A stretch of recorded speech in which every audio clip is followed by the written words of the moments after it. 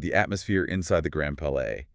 It wasn't just anticipation, it was electric, almost cinematic, you know? Totally. I mean, imagine walking into this manufactured cosmos. Giant planets like Saturn just hanging over this jet black, mirror shiny runway. Yeah, reflecting everything. And the whole fashion world was just waiting, holding its breath for the Chanel Spring-Summer 2026 debut. Already a huge deal. Huge. It was a transition moment for the house, new director, new vibe they were pushing for. The stage was definitely set for something big. And then the real show started. Mm. Amidst all the huge names, Margot Robbie, Pedro Pascal, Tilda Swinton were there. Right, the usual A-list crowd. But the energy just snapped, focused. Nicole Kidman walks in, but not in some grand expected gown. It was quiet, deliberate.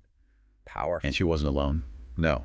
Flanked by her daughters, Sunday Rose, who's 17, and Faith Margaret, 14. And that was it. That was the moment. This wasn't just another celebrity appearance. This was her first appearance since the news broke. The divorce from Keith Urban after, what, 19 years? 19 years. It just changed everything.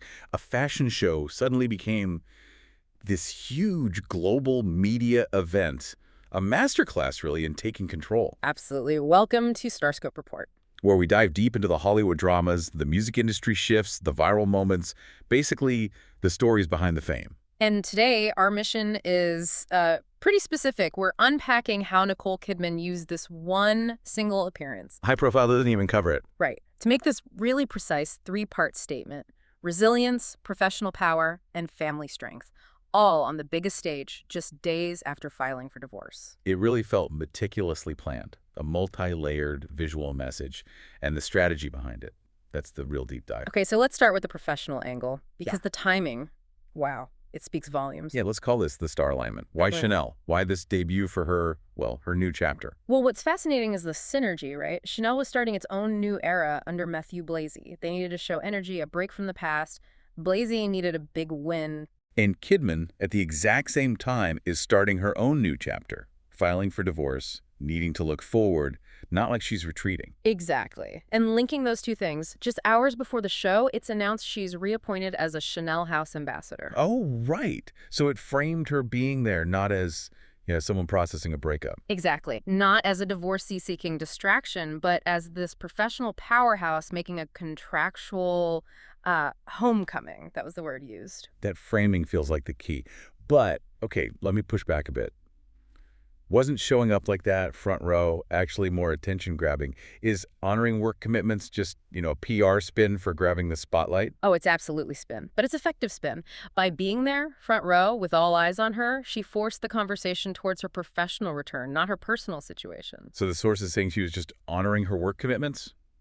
Pure genius. Pure PR genius. It reframes something intensely personal as just professionalism, focus under pressure, discipline. She literally handed the press the headline she wanted.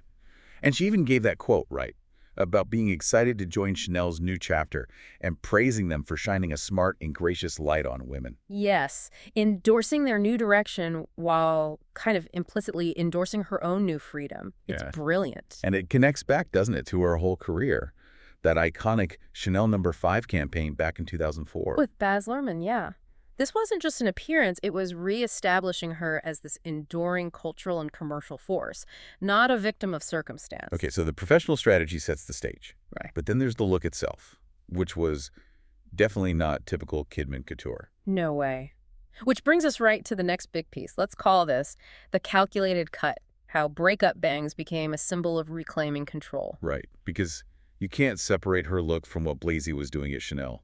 This move away from perfect tailoring towards, what was it, lived-in luxury. Exactly. More relaxed, nonchalant power, less box fresh perfect. Which explains the outfit. Yeah. I mean, for a Chanel debut, an oversized white button-down shirt, people called it a baggy boyfriend shirt, and loose pale blue wool trousers, it felt almost casual. But strategically casual. For her to wear that, looking almost like menswear, it was a rejection of that super-controlled, ultra-feminine image she sometimes projected. So it wasn't just sitting front row. She was wearing the brand's revolution, sending her own message of freedom at the same time. Precisely. A direct sartorial endorsement of the new vibe.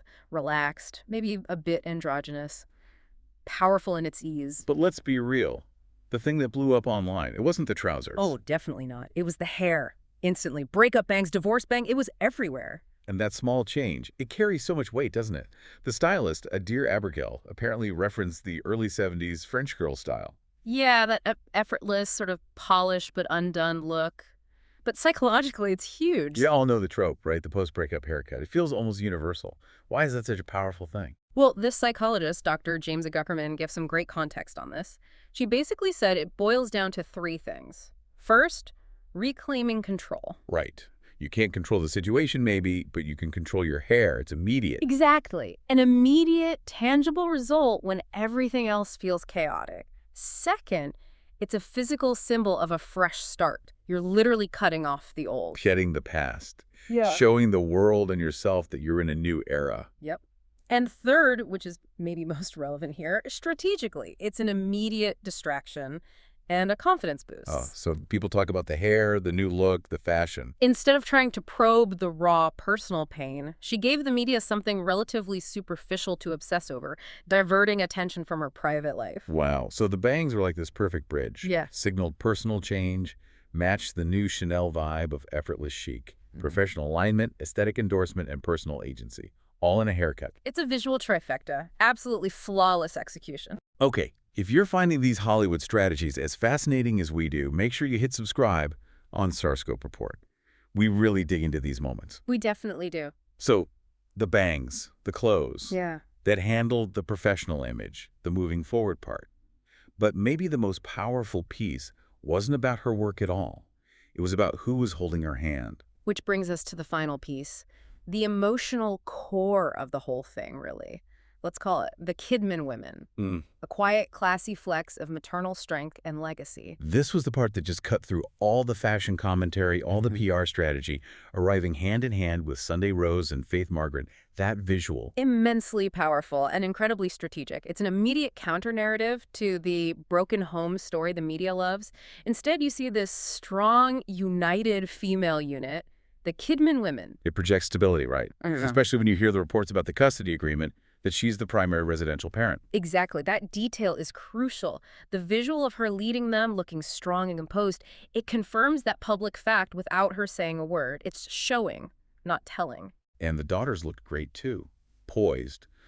Sunday Rose, 17, she's already modeling. Walked for Dior, apparently. She had this cool red sweater vest on. Yeah, looking very much her own person. And Faith Margaret, 14, looked lovely and age-appropriate in a little black dress and denim jacket. Polished, present, strong. Positioned them as, like, capable heirs to her influence, almost. And the media reaction really reflected that positive framing. It was overwhelmingly framed as triumphant.